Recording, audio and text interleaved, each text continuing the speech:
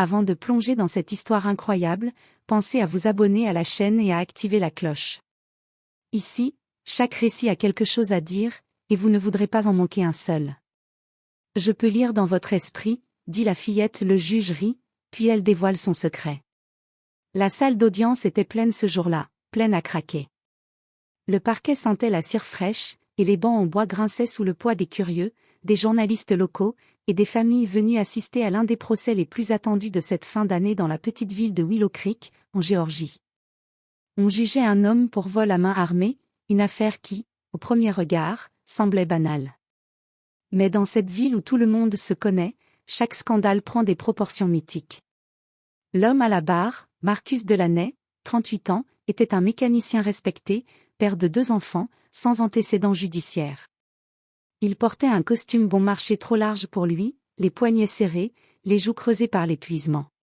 Depuis son arrestation, il clamait son innocence avec une constance désarmante. Pas une fois il n'avait faibli dans ses déclarations. On m'a piégé, avait-il déclaré au moment de son arrestation. Cette vidéo est fausse. C'est un montage. Je n'étais même pas là ce jour-là. Il insistait que le vrai coupable avait utilisé un déguisement, un masque à son effigie, pour détourner les soupçons.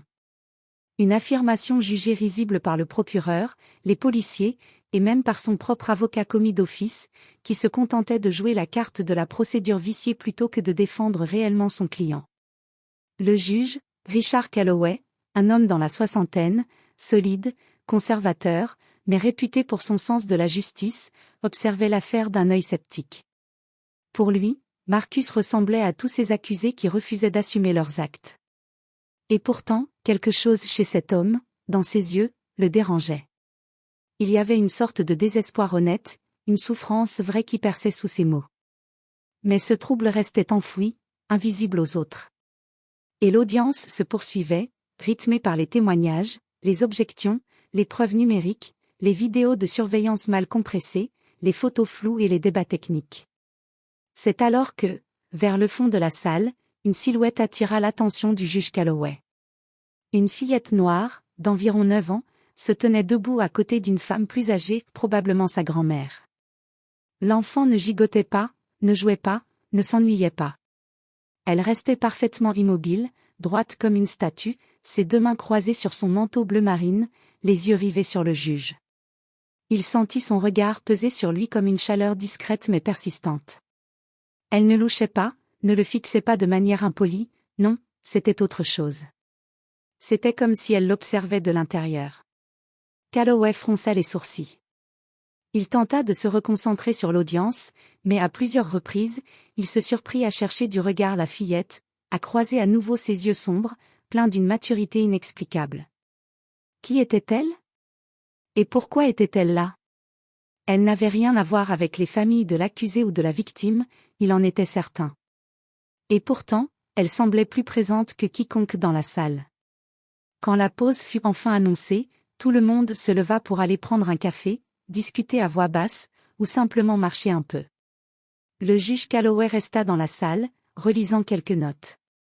C'est alors qu'il entendit des pas feutrés approcher. Il leva les yeux. La fillette s'était avancée jusqu'à lui. Sans crainte. Sans hésitation. Elle leva les yeux vers lui, et dit calmement, d'une voix douce, claire, mais d'une fermeté désarmante. « Je peux lire dans votre esprit. » Le silence fut total pendant une seconde. Calloway la regarda, surpris, presque amusé. « Pardon, dit-il en se penchant légèrement vers elle. « Je peux lire dans votre esprit. » Le juge Calloway haussa les sourcils, surpris par l'aplomb de la fillette. Une seconde passa, puis il éclata de rire, un rire franc, mais légèrement nerveux. Il était rare qu'un enfant ose s'adresser à lui ainsi. La plupart l'évitaient, impressionnés par sa robe noire, sa stature imposante, sa voix autoritaire. Et voilà qu'une gamine, haute comme 3 pommes, prétendait lire dans son esprit comme dans un livre ouvert. C'est ce que disent tous les magiciens à la télé. Il la dévisagea avec un sourire amusé. « Tu veux me faire un tour de cartes, petite ?» Mais elle ne rit pas. Elle ne sourit même pas. Ses yeux sombres restèrent accrochés aux siens, profonds comme un puissant fond, et sa voix douce reprit, étrangement grave pour une enfant. Vous pensez que Marcus est coupable, mais vous doutez. Vous essayez de l'ignorer, mais vous sentez que quelque chose ne colle pas. Le sourire du juge s'effaça peu à peu. Vous avez pensé à votre fils. Caleb. Il a eu des ennuis avec la justice. Vous vous demandez encore aujourd'hui si la police a toujours dit la vérité à son sujet. Si la justice a bien fait son travail. Son regard ne vacillait pas. Vous avez même rêvé de ça la nuit dernière. Dans ce rêve, Caleb portait des menottes, et vous étiez dans le public. Vous ne pouviez pas l'aider. Vous criez, mais personne ne vous entendait. Le juge Calloway se figea. Il sentit ses doigts se crisper légèrement sur le dossier de sa chaise. Son cœur accéléra imperceptiblement. Personne ne connaissait ce rêve. Il ne l'avait raconté à personne. C'était un cauchemar récurrent, qui le hantait depuis des mois, depuis que Caleb avait frôlé l'incarcération pour une affaire de vol de voiture, avant d'être blanchi faute de preuves. Ce rêve, il l'avait fait encore la veille, dans la solitude de son grand lit. Le visage de son fils, bouleversé, les chaînes autour de ses poignets, sa propre impuissance, tout était revenu, précis, brutal.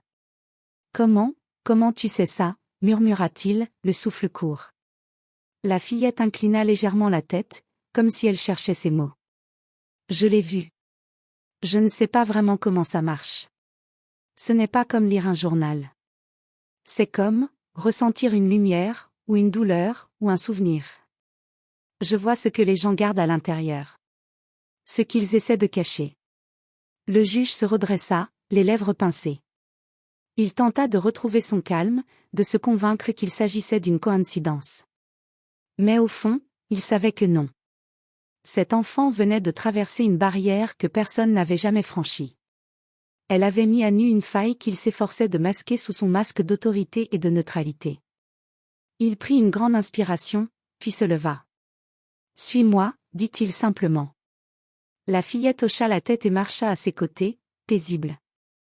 Ils revinrent jusqu'au fond de la salle, où se tenait une femme d'âge mûr, au visage doux, vêtue d'un manteau gris usé, les cheveux noués avec soin.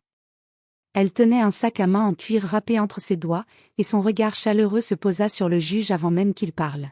« Vous êtes sa grand-mère » demanda-t-il, un peu raide. La femme hocha la tête. « Esther Miles. »« Enchantée, votre honneur. » Il regarda la petite, puis la femme. « Elle vient de me dire des choses que personne ne pouvait savoir. Des choses très personnelles. » Esther acquiesça doucement, sans se troubler. Elle est comme ça depuis toute petite. Parfois, elle sait des choses. Elle ressent ce que les autres ne veulent pas montrer. On ne comprend pas vraiment d'où ça vient. Mais on l'a appris à ne pas en avoir peur.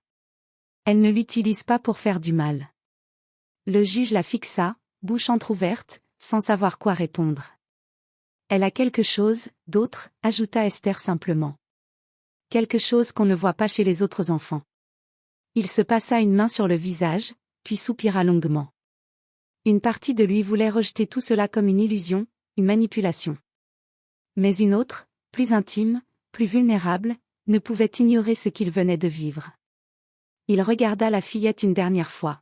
« Amara, c'est ça ?» Elle hocha la tête. « Merci, » dit-il, presque à voix basse. Elle ne répondit rien. Elle se contenta de le regarder, comme si elle savait que tout venait de basculer. Comme si elle avait déjà vu la suite. Et peut-être que c'était le cas. La fillette s'appelait Amara Miles. Depuis toute petite, elle portait en elle un secret qu'elle ne comprenait pas totalement, mais qui façonnait sa vision du monde. Elle avait grandi dans un quartier difficile d'Atlanta, un quartier où les sirènes de police retentissaient souvent, où les visages des passants étaient marqués par la fatigue et la méfiance, où les enfants apprenaient tôt à se protéger, à se méfier des inconnus. Amara n'était pas une enfant ordinaire. Dès l'âge de 4 ans, elle avait commencé à ressentir les émotions des autres comme si elles étaient les siennes propres. Ce n'était pas seulement une intuition, ni un simple don d'empathie. C'était bien plus profond, elle percevait des fragments d'images, des éclats d'intention, des souvenirs épars qui passaient dans l'esprit des gens autour d'elle. Mais ces impressions n'étaient pas des mots. Elle ne pouvait pas toujours les expliquer. C'était un tourbillon de sensations, des vagues invisibles qui déferlaient en elle, qu'elle devait apprendre à dompter. À l'école, ses camarades la trouvaient étrange. Parfois, elle répondait avant même que quelqu'un ne parle, devinait leurs humeurs sans qu'ils ne disent un mot. Sa grand-mère, Esther, avait vite compris que ce don devait être guidé. Ne t'en sers jamais pour manipuler, lui répétait-elle souvent, la regardant avec des yeux pleins de sagesse. Ne t'en sers que pour la vérité, pour aider, pour protéger.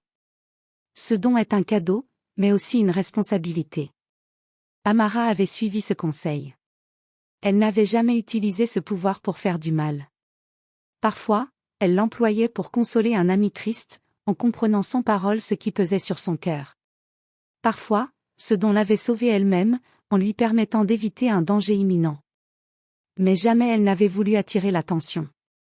Ce jour-là, dans la salle d'audience, Amara avait regardé avec attention chacun des protagonistes du procès. Elle avait senti les émotions, les non-dits, les peurs et les mensonges. Mais surtout, elle avait vu quelque chose de particulier. Pas dans l'esprit du juge Calloway, ni dans celui de Marcus Delaney. Non. Ce qu'elle avait vu, c'était dans l'esprit d'un témoin clé, un agent de sécurité nommé Daniel Rick. Quand Daniel avait pris la parole, affirmant avoir vu Marcus sur les lieux du crime, Amara avait perçu une sorte de déchirure dans son regard, une dissonance. Il ne craignait pas Marcus. Ce n'était pas la peur qu'on attendrait d'un témoin honnête face à un accusé. Non. Il avait peur de quelque chose d'autre. Il avait peur d'être découvert. Amara avait vu des éclairs confus dans son esprit, une scène où il recevait de l'argent, des regards furtifs échangés dans l'ombre, des promesses murmurées. Et surtout, une menace silencieuse, lourde, qui pesait sur lui comme une ombre menaçante. Elle avait senti ses mains trembler légèrement quand il avait raconté son histoire. Elle avait entendu dans ses pensées un cri muet, « Ne laissez pas ça sortir ». Cette peur était plus forte que celle d'un simple témoin devant un tribunal. C'était la peur d'un homme qui savait qu'il jouait un rôle dangereux, un rôle qui pourrait lui coûter bien plus que la vérité. Le lendemain matin, alors que la lumière douce d'un soleil timide pénétrait dans les vitraux de la vieille cour de justice de Willow Creek, Amara et sa grand-mère Esther franchirent à nouveau les portes du tribunal. Cette fois, l'atmosphère était différente. Le poids de la vérité flottait dans l'air, palpable, invisible, mais impossible à ignorer. Amara, tenant fermement la main de sa grand-mère, s'avança jusqu'au bureau du juge Calloway avec une détermination inhabituelle pour une enfant de son âge. Elle ne tremblait pas, ne montrait aucune hésitation. Le juge, surpris de la voir revenir si tôt, leva les yeux de ses dossiers. « Amara. Tu reviens me voir ?» demanda-t-il, intrigué mais aussi légèrement méfiant. Elle hocha la tête, son regard droit et profond fixant le sien. « Je dois vous parler. Seul à seul. C'est important. » Un long silence pesa. Il hésita, tira sa chaise, et fit signe à la fillette et à Esther d'entrer. La porte se referma doucement derrière eux, isolant le petit groupe du tumulte extérieur. Assis derrière son bureau, Calloway scruta Amara, troublé par la gravité dans ses yeux. « Pourquoi veux-tu me parler à nouveau, Amara ?» La fillette fouilla dans son sac et en sortit un papier soigneusement plié. Elle le déplia avec précaution et le tendit au juge. Sur le papier se trouvait un dessin. Ce n'était pas un simple gribouillage d'enfant. C'était un croquis détaillé d'un homme en uniforme, l'agent Daniel Rick, mais avec un détail qui sautait aux yeux, une cicatrice sous l'œil droit, fine mais bien marquée. « Ce n'est pas lui, » dit Amara d'une voix douce, mais ferme. « L'homme qu'on voit dans la vidéo, ce n'est pas lui. Celui qui a volé la banque s'est déguisé. Il portait un masque très réaliste, avec son visage. » Elle marqua une pause, le regard sérieux. « J'ai vu l'image dans sa tête. Il a été payé pour se taire. » Le juge fronça les sourcils, son esprit tournant à toute vitesse. Ce qu'elle disait dépassait le cadre rationnel de la justice traditionnelle. Mais il n'avait d'autre choix que de l'écouter. « Ce que tu dis est grave. »« Tu sais ça ?» demanda-t-il, cherchant à sonder la sincérité et la profondeur de son propos. « Oui », répondit-elle sans hésiter. « Mais c'est la vérité. » Le silence s'installa, lourd, chargé d'une tension presque électrique. Calloway reprit le dessin, le contempla un moment comme s'il essayait de lire au-delà de l'encre et du papier. Après quelques instants, il prit une décision qui surprit tout le monde, y compris lui-même. Il ordonna la réouverture immédiate de l'enquête. Une équipe d'experts en vidéosurveillance indépendants fut mobilisée. On utilisa des logiciels de reconnaissance faciale dernier cri, capables de détecter des détails invisibles à l'œil nu, y compris des textures et des anomalies subtiles dans les images. Les résultats tombèrent quelques jours plus tard. Ils confirmèrent ce qu'Amara avait vu, le voleur portait effectivement un masque en silicone d'une qualité exceptionnelle, un masque hyper réaliste imitant parfaitement le visage de Daniel Rick. Le masque avait été conçu pour duper les caméras, les témoins, et même la police. Sous la pression des preuves irréfutables, Daniel Rick fut confronté à ces contradictions. Lorsqu'on le mit face aux images et aux témoignages, il craqua. Il avoua avoir été acheté par un gang local, un groupe organisé, pour faire accuser Marcus Delaney à sa place. Il avait reçu une forte somme d'argent pour son silence et sa complicité. L'affaire fit rapidement la une des journaux, secouant la petite ville de Willow Creek et même au-delà. Les titres éclataient en gros caractères sur les couvertures des journaux locaux et nationaux.